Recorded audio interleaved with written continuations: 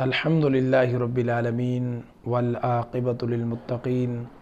اما بعد فاعوذ باللہ من الشیطان الرجیم بسم اللہ الرحمن الرحیم۔ آج کا ہمارا موضوع ہے زیارت روضہ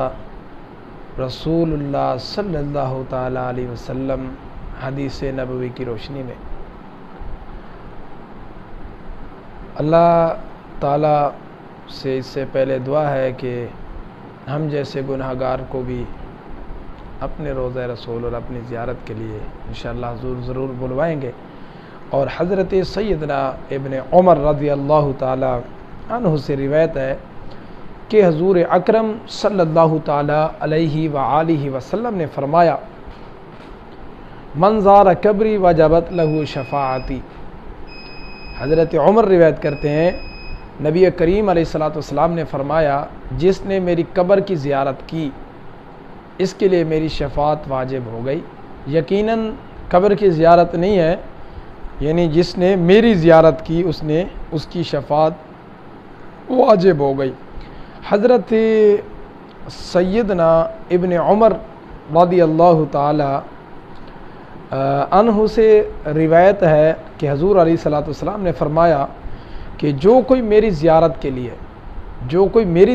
لیے آئے اور اسے میری زیارت کے سوا کوئی حاجت نہ ہو تو مجھ پر لازم ہے۔ جو کوئی میری زیارت کے لیے ہے، میری زیارت کے علاوہ اسے کوئی حاجت نہ ہو تو مجھ پر لازم ہے کہ قیامت کے روز اس کی شفاعت کروں۔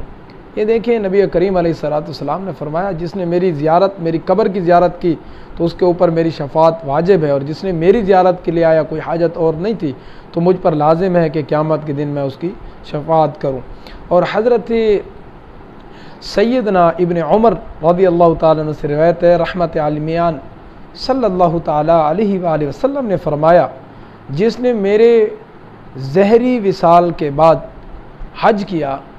پھر میری قبر کی زیارت کی، گویا اس نے ظہری حیات میں میری زیارت کی۔ سبحان اللہ، کہ حضرت عمر سے روایت ہے کہ حضور علیہ السلام نے فرمایا، میری وصال کے بعد جس نے میری قبر کی زیارت کی، میری قبر کی زیارت کی، گویا اس نے ظہری حیات میں میری زیارت کی۔ حضرت اور مقام پہ حضرت سیدنا ابن عمر رضی اللہ تعالیٰ عنہ سے روایت ہے، سرکار دو عالم صلی اللہ تعالیٰ علیہ وآلہ وسلم نے ارشاد فرمایا، جس نے حج کیا اور میری زیارت نہیں کی، جو حج تو کیا اس نے میری زیارت نہیں کی، اس نے مجھ پر جفا بے رخی کی۔ یہ دیکھیں کہ اللہ تعالی ہم سب کو روضہ رسول کی زیارت فرمائے، اور اللہ تعالی ہم سب کو آقا دو عالم صلی اللہ تعالیٰ علیہ وآلہ وسلم کے مدینہ منورہ، مکہ مکرمہ، جہاں پہ میرے محبوب کی تلیاں لگی ہیں، ان کی زیارت کرنے کی توفیق عظیم عطا فرمائے، اور ہم تمام مسلمانوں کو اور تمام گناہ گاروں کو محبوب علیہ السلام کی روضے کی حاضری کے لیے بلوائے۔